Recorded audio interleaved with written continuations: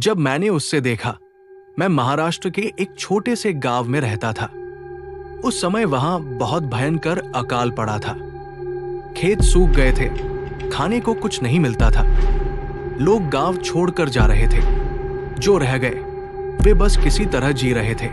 मैं 13 साल का था जब मेरे बड़े भाई आरव की मौत हो गई। मम्मी पापा ने कहा कि उसे कोई गंभीर बीमारी हो गई थी।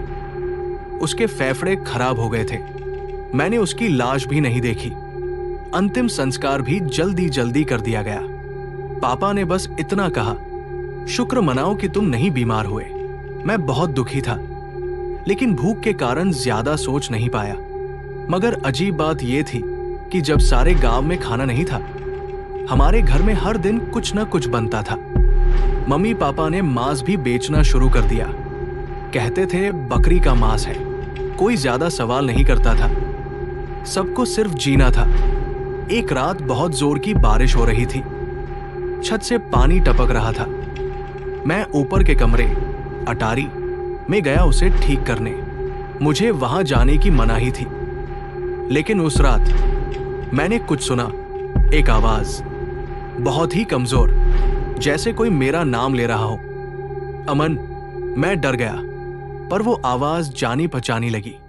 वो आरव की थी। मैं अटारी के एक कोने में गया। वहां वो जंजीर से बंधा हुआ था। उसका शरीर बहुत ही कमजोर हो गया था। उसका एक पैर कटा हुआ था। एक हाथ पट्टी में लिपटा था।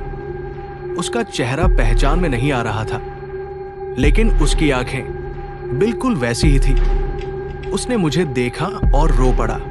उन्हें मत बताना कि तुमने मुझे देखा है, उसने कहा। मैं कुछ बोल नहीं पाया, बस जड़ होकर खड़ा रह गया। तभी पीछे से फर्श पर किसी के कदमों की आवाज आई। मम्मी और पापा वहां खड़े थे और वे मुस्कुरा रहे थे। देखने के लिए थैंक्स। अब फटाफट सब्सक्राइब दबाओ और बेल आइकन भी बजाओ एएफ के प्रैंकस्टर के नए धमाकेदार वीडियोस के लिए।